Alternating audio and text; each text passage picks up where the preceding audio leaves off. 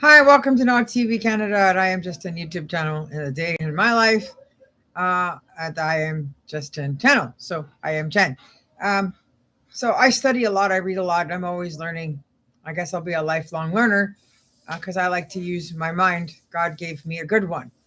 That said, I'm not going to go out into the world and chase people down one by one or go chase everybody down country by country to try and save the world. I'm not here to try and go out and be around every single living human that ever breathed on this planet in the same lifetime as me.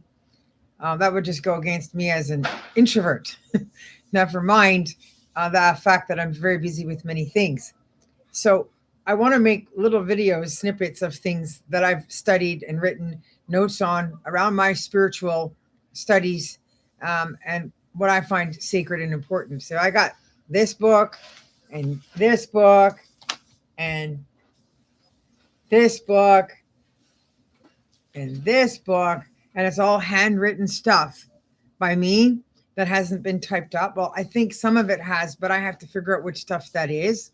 So, like, this is an actual declaration to the public about needing a Christian fellowship of some kind where people help me with my work, typing up notes because I'm busy working on other credits for my university and for my written material around all of my movie work. So this year I'm trying to get my Tinkerbell story finished, my Charlie Brown story finished.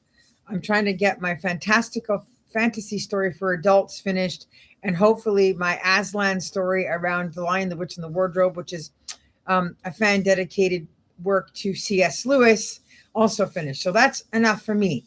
Plus, I am trying to proofread and edit part 2 to the Smallville reunion movie.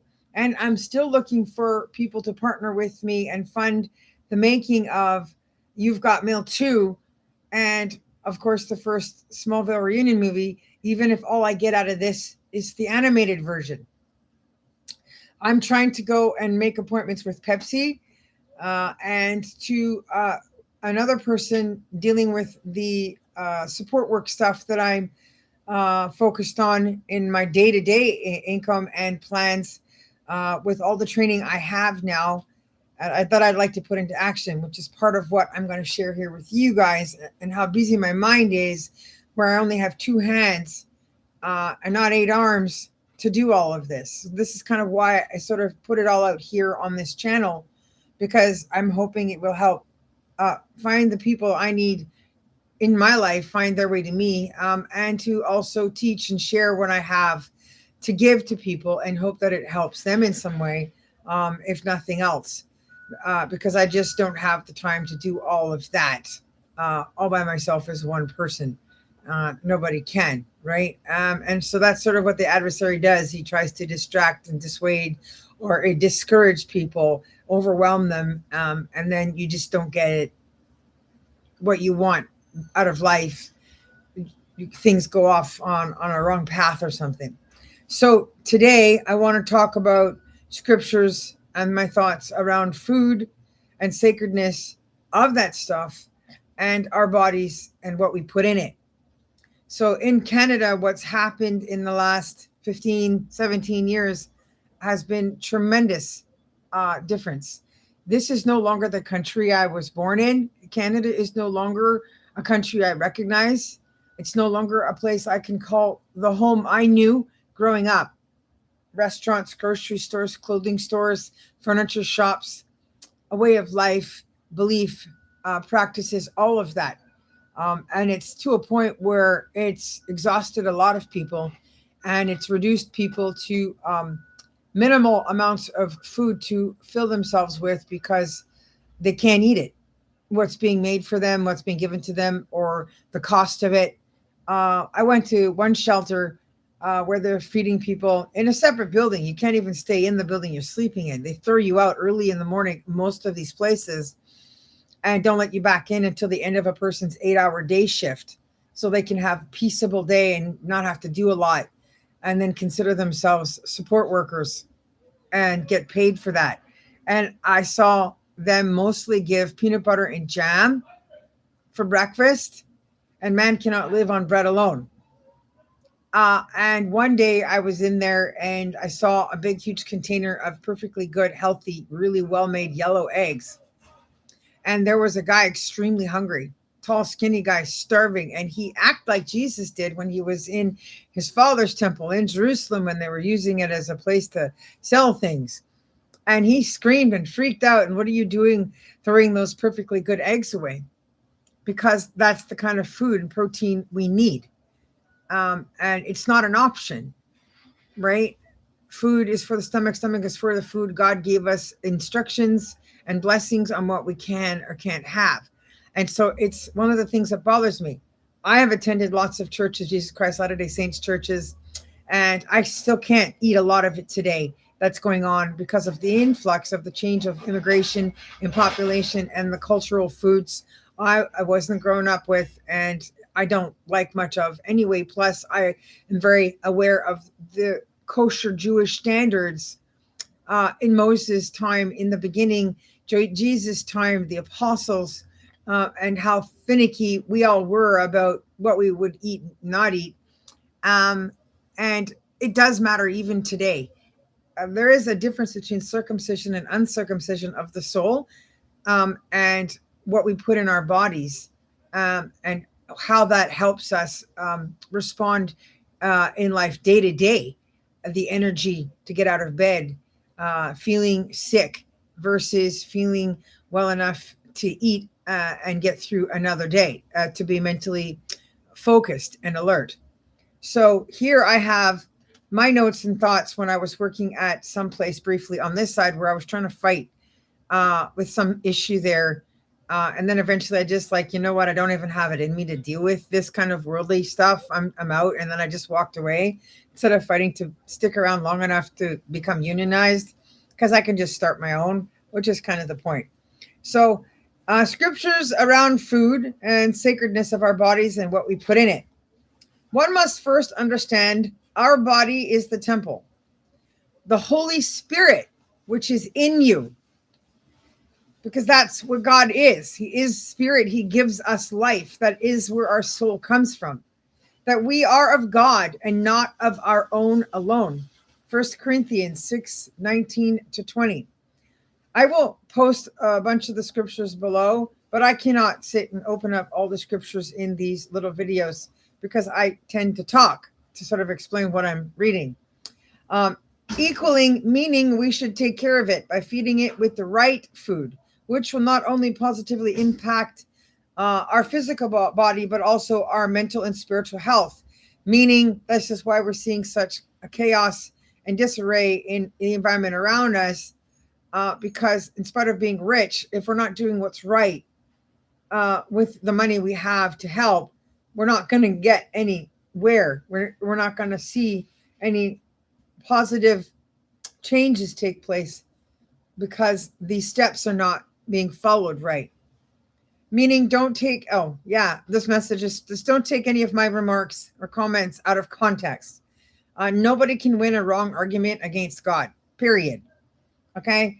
For Christians, the act of caring for the body is an act of stewardship.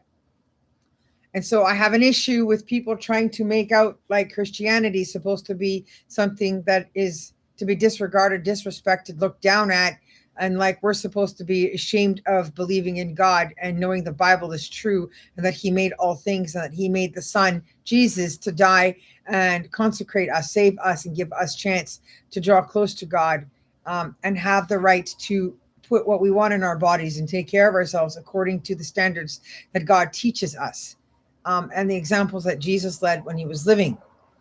It is not illegal to be a Christian, and I'm not going to stop fighting for people to have the right to be fed by the God that made them, because so many of us do belong to God that are on this earth, and we have the right to be able to feel him in us, taking care of us and valuing our bodies and that temple relationship that's there in how we steward this gift with that relationship in him.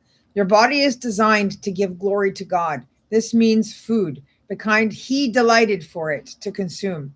not to eat anything or everything. This indicates defiling our body, doing things that are unclean to it. People who don't want to live in these good ways, designed for their greater benefit, will take what those of us who do these things right for ourselves and consider important and try and curse us, trouble and misconstrue, cause trouble and misconstrue and take out of context what we mean to do in an effort to get us in trouble and cause strife in our life. So we are brought down to their unhappy and unclean place. There has to be rules set in places where you're giving free food, shelters, churches that give out meals, and drop-in centers. Where the provisions are being provided, there needs to be a set of standards in place to protect a healthy person's choice of eating and lifestyle and spiritual life, and standards to be allowed. So there can be, so each person can be left alone in peace to eat and live how they see fit. Often, providing more than one meal of choice for eaters will do the trick. So people can choose to eat what they want. Like, I'm fine if people had their own schools and systems separated according to the things they're going to do, and that no matter what happens, they're not going to change their mind about it, right? They're just like a rock on that. And there's just no reason for any of us to exhaust ourselves to try and convince or make somebody think that they should switch sides. It's not up to us. We're not the ones that have to judge the heart. That's Jesus' job. So our job is just to live in a peaceable way with that peaceable God. So when you take away options, you're creating causes for hunger and frustration, which causes conflict and reduces living peacefully for people. And it doesn't allow people to be happy, making things unattainable. This means health problems, loss of energy, depression, loss of focus, and ultimately people get a lot less done because they spend all their time focused on where and how to find the right kind of food for them, their taste buds, health requirements, or diet and spiritual needs. This is getting harder and harder for Canadian homeless people to do. For Christians, diabetics, keto, paleo, gluten-free food allergy eaters to do, right? I'm not being any specific otherwise kind of pointing. I'm saying that there are specific health issues behind people's needs. And this is all not being paid attention to. We're not going out of our way to make sure there's options to help everybody that fit just on that list alone that I mentioned. It's not okay for people to come over here to take courses and serving food and cooking food that don't care or respect about our way of life, our culture, our interests, our desires, and our diets in this country. And also to just feed us whatever they make and think we're going to appreciate, value, like it, and then want to change ourselves from the inside out over it. Or that we're going to smile and say, oh, we appreciate what you do, and that's okay. And it's even worse when people graduate from places and go out and get jobs and nobody's told them that the food isn't good, that it's not good, that they're not very good at it. Yes, you can make it. Yes, you can serve it, but you really shouldn't be doing this. You should probably go and take another course of some kind. You can work in a kitchen or restaurant setting of some sort. Just don't be the one making the food. Because most of the time it goes to waste. Not even birds will eat it. And it's making people out on the streets sick. And so people shouldn't be earning money for that. And I get that we're a polite society, but sometimes honesty is the best policy. And it's not okay to put a smile on and say, oh, this is good, or say something nice about it. If it's not, it's okay to tell somebody it's not good and that you can't eat it. It's okay for you to throw it in the garbage in the same way that guy saw the eggs get chucked, in response to the fact that if you can't make something that we can enjoy, that we value, that is good for our bodies, that we want, and then you shouldn't be trying to do that job because it's not going to work. We need to change this so there's no conflict. We need to be a part of the greater solution, greater impact for greater good. We want to create an environment where we solve problems, not create an environment that allows them to continue to fester or give them room or a place to hide and fester in. This is what we're doing by leaving people in jobs they shouldn't be in and saying nothing about it. And all the garbage and all the stuff that goes out to the streets and lays there until street cleaners come, until the trash trucks come and take it away. This would be completely opposite of our direct mission and mandate and purpose as Christians. We would be defeating the point of running the programs and shelters we have established by ignoring everything and being complacent and doing little to nothing about it. Food in the Bible was simpler, from those Bible days, was simpler, more wholesome, and void of harmful chemicals like we eat today. People ate food according to God's design back then, right? Active Christians. Non-Christians had completely different diets and lifestyles, which God does not approve of, whether then or now. So today it's harder than ever for us to protect ourselves from this, but this is what we need to do. A national campaign to fix the free food and shelter food crisis across Canada needs to be done. We are a rich enough country that there is no excuse for this crisis to be happening here. I may not be able to change it all alone. I cannot change the world, but I can help here and now by sharing my thoughts and my work, right? And work toward a greater plan and larger vision where this problem is fixed everywhere in Canada and whoever else joins, right? Beyond. So we can save lives and improve health, recovery, housing, employment, and success. And then I have some Bible verses meant to inspire and encourage people to make better choices of the food they eat. They're also to serve as a guide on what food is designed by God to be eaten and which ones are not. So even when you're in a church environment area, you know how to conduct yourself and stuff. But even if the people running places are not attending a church, just being mindful of the fact that you're taking care of people that do believe in God and have faith and a belief in something, that it matters that they are also cared for in fair and equitable ways that will help them have a better chance at getting well. So the scriptures go, Ezekiel 4:9. It's about, spending time on your side. I call it says 390 days on your side, 390 days on your side. So you should read that stuff. It talks about both sides.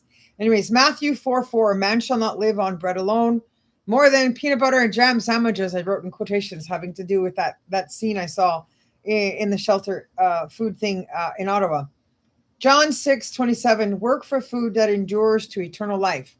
So our spiritual welfare matters, not just what we're putting in our bodies.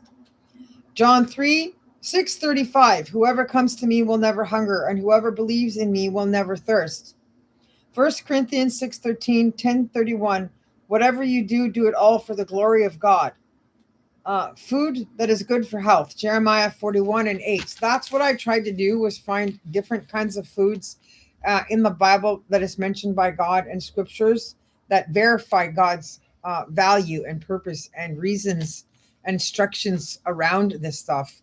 So Genesis 25:34, Numbers 11 and 15, Deuteronomy 23:24, 28, 40, 2 Samuel 16:1 and 2.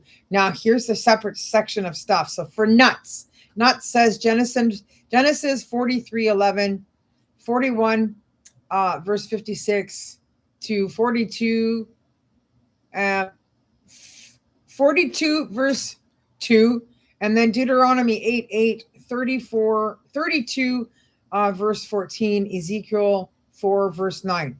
Eat in limit or moderation, Job 6:6, Matthew 5:13, Colossians 4:6. So that is the section of the stuff we should eat in moderation, but yes, we're allowed to have it. Like coffee, chocolate, some wine. Helps with the heart, blood flow. Honey, Numbers 14